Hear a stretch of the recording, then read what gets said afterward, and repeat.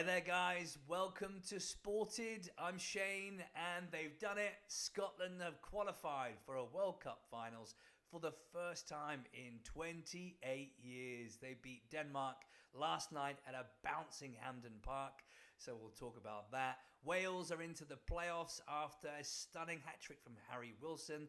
We'll talk about that. And Steve McLaren's quit. The boss of Jamaica, he's gone, and we didn't even get a Jamaican accent.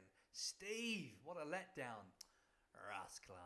So let's start with Scotland. The massive news. What a game. They never do things the easy way, do they? They put their fans through the ringer, but we'll go straight to the BBC website, and they are BBC Sport, I should say, and they are saying this. Scotland will go to the Men's World Cup for the first time in 28 years after 2 stoppage time goals on an astonishing night of drama sunk group favourites Denmark at a bouncing Hampden Park. The Scots led twice inside 90 minutes, twice lost that lead, then scored 2 fabulous goals in injury time, one from their own half. Kenny McLean, what a goal, to ensure they will return to the finals for the first time since France 98. Now they will be in the 5th of December draw for the tournament next summer in the States, Canada and Mexico after a haphazard but ultimately glorious qualification campaign in which they overcome Greece, Belarus and the Danes. Wow. Now, let's talk about that. Well, 2 goals, but what a goal from Scott McTominay, the talisman. He is just getting better and better and better. Man United must be asking yourselves, why did we sell him? The guy's fantastic, isn't he? And he is rising in stature for the Scots. And what an overhead kick. The height that he got, he reminded me of Cristiano Ronaldo's overhead kick. It was perfect. The connection was perfect. Off the boot, not the shin. And his foot was about way up higher than the tallest defender. It was incredible, the leap. The technique was perfect, right in the corner. No chance for the goalkeeper. And cue rapturous craziness at Hampden Park. Then they lost the lead, went back to 2-2. Then the Danes had a player sent off. That might have swung it for the Scottish, but they'll take it. The Scottish are normally the ones that they get very, very close and then they lose. But this time they were on the right side of the result. And the Scots, like the Irish, they're always good value at a World Cup. Great fans. So I like the home nations. I know it's very controversial, but I've got nothing against any of them. I've got Scottish friends, Welsh friends. I'm always happy for them to be at the World Cup. Obviously not to be England, but it's a good time. They're good fans. They're always going to add value, so it's going to be great to see them at the World Cup. But which was the best goal? Was it Scott McTominay or was it Kenny McLean? What a goal from Kenny McLean. Now, in injury time, he got the ball, looked up. People thought he was time wasting. But bam! He absolutely launched it from the halfway line and it went over the keeper and straight in the net. And Hampden absolutely erupted. Nobody expected that goal. You know, from a team that normally struggle to score goals, they scored three, because Tierney as well. Tierney scored a fantastic goal, slightly deflected, but what a goal, what a night for the Scots, and fully deserved. But it was a humdinger, that game, wasn't it? That's what international football's all about, isn't it? Very exciting. So congratulations to Scotland. They'll be happy to be there.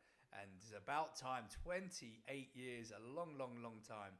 So well done to them. We'll go on to Wales. So Wales, back onto BBC Sport website again. Wales' focus lies on Thursday's World Cup playoff draw as they wait to discover their semi-final and potential final opponents, having finished second in their qualifying group courtesy of a 7-1 triumph over North Macedonia, their biggest win since 1978. What a job Craig Bellamy is doing.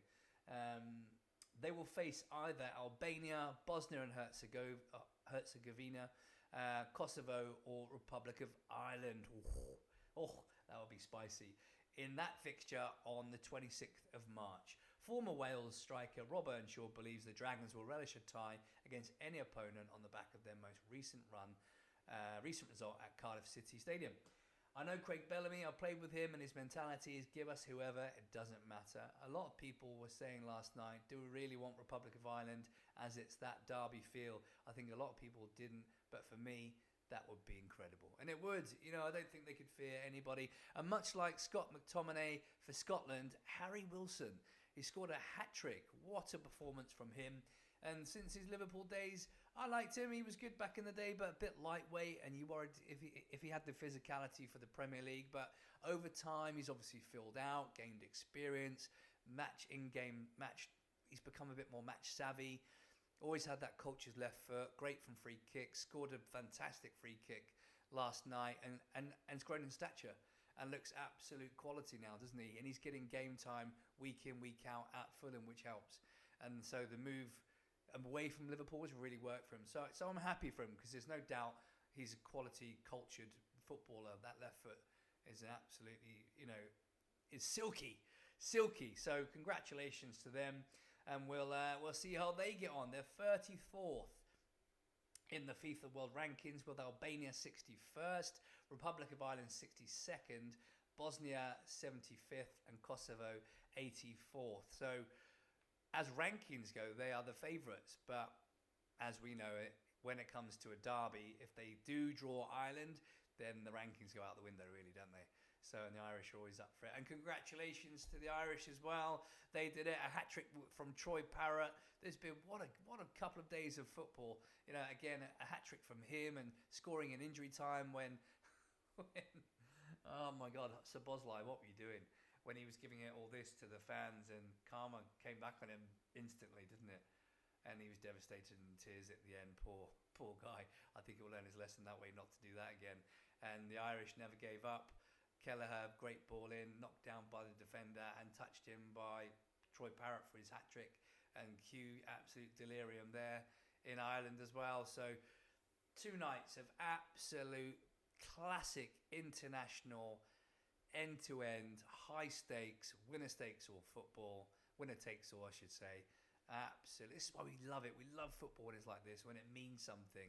So, and the home nations were on the right end of the results. So absolutely brilliant. Absolutely brilliant. So did you have the chance to watch it? What was your favourite? What was your favourite goal? Was it McTominay's overhead kick? Or was it Kenny McLean's halfway line screamer? Or was it Kieran Tierney's strike from just outside the box? Another cracker, wasn't it, as well? So let me know. Get your comments in the comment section. I hope you enjoyed it. I certainly did. Hope you enjoyed the video. Stay tuned for more. Take care. Speak soon.